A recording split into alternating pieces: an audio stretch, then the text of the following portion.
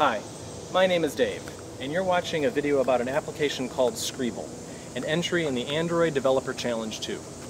Over the course of the next few minutes, I'm going to try and accomplish three things. First of all, I'm going to give you a little bit of a background about the application and why I wrote it.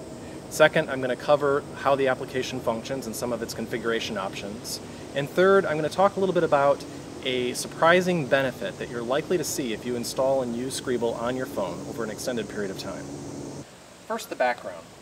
A few months ago when I got my G1 from T-Mobile, it didn't take me very long to recognize that the power-saving features of the phone often got in the way of what I like to call passive activities, things like reading a long email, intently studying an image, or even loading a web page over a slow connection.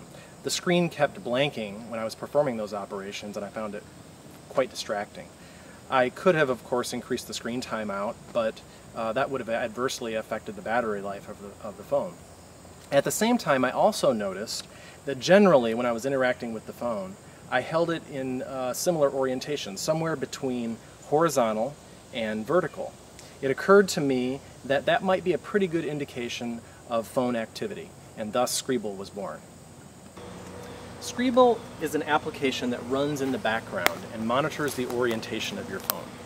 Based on this orientation, Screebl can keep your phone from hibernating and the screen from blanking. Now, in addition to that background service, Screebl also provides a visual cue to help you recognize when your phone is being held in one of the recognized orientations. Look for an icon shaped like a smartphone with a glowing green screen. Move out of the recognized orientation range, and the glowing green screen turns white. This visual cue makes it easy to know when you're holding the phone in a way that will keep the screen on.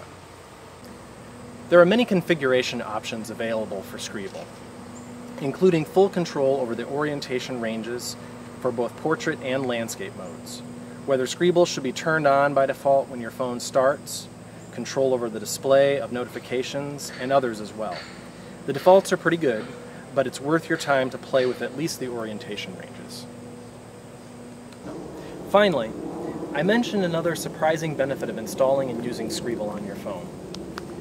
Beyond just helping you with the annoying screen timeouts during passive activities, Screebl can actually extend the battery life of your phone.